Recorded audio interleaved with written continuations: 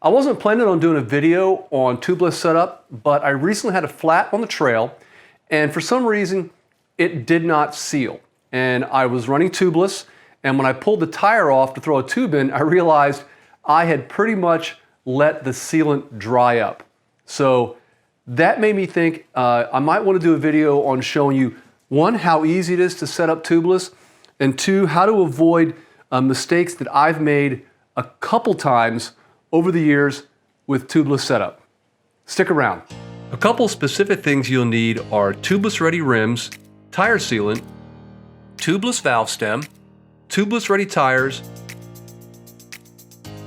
rim tape, tire pump, and some type of compressed air. Just like a normal tire swap, remove the tires and tubes.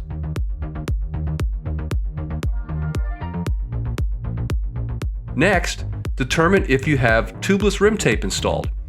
I bought a tubeless ready bike that shipped with inner tubes and regular rim tape that I had to swap. This is Stan's rim tape and it's good to go. On this wheel, the tape is damaged, probably from a tire lever, so I'll replace it with some 1-inch Gorilla tape.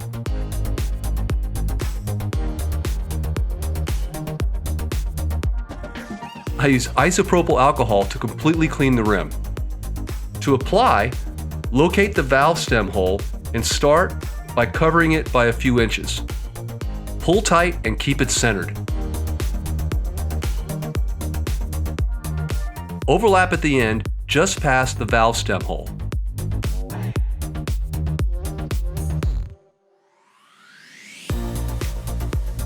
Press it smooth.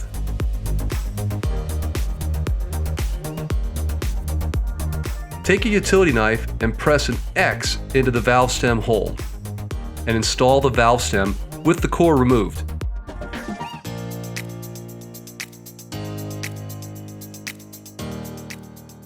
Then you want to make sure you check your tire. So this tire is still good, so I'm going to go ahead and move this to the rear of the bike, but you want to make sure you clean out any dried residue that's inside the tire, and you want to make sure, I'm going to go ahead and scrub this and get the entire bead nice and clean so there's no balled up dried sealant that would keep it from sealing. So I'll go ahead and clean this up and then we'll pop that on the rear rim.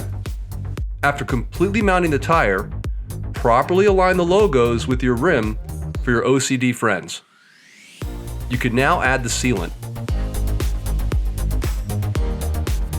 I'm using a Tony Chachere's poultry injector without the needle that came with some marinade for $5. This is a little over an ounce, so 3 should do it for a 2.5-inch tire.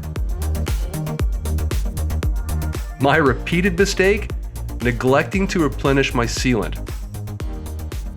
If you haven't pulled the tire in 3 or 4 months, just remove the valve core and add an ounce of fluid. Your bead will remain intact and it's super quick. If you're lucky enough to get 6 months out of a tire, pull it off and just change the fluid. To set the bead, I'm using this plain air nozzle held to the open stem. I've never had luck with a floor pump for this, and I tip my hat to anyone who has.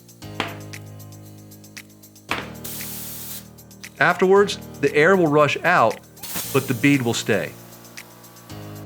Install the valve core and pump it up. All right, once you've got it pressurized, you want to make sure that you've got, check this little black line all the way around the rim to make sure that it's evenly spaced. And you want to check that on both sides. If it looks good, then you've got it fully seated.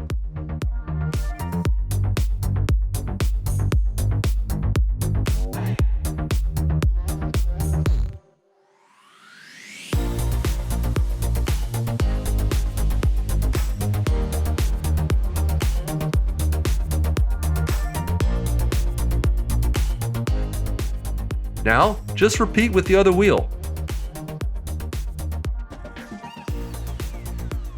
Before reinstalling the wheel, wipe the rotors with alcohol on a clean rag and lightly scuff them with either 220 or 320 grit sandpaper. This is a pretty simple process, and the benefits of ride quality and reduction of flats makes it really worthwhile. If you have any questions about any part of the process, please leave it in the comments section. If you liked it, give me a thumbs up. And if you're like me and refuse to act your age, go ahead and subscribe. Thanks for watching.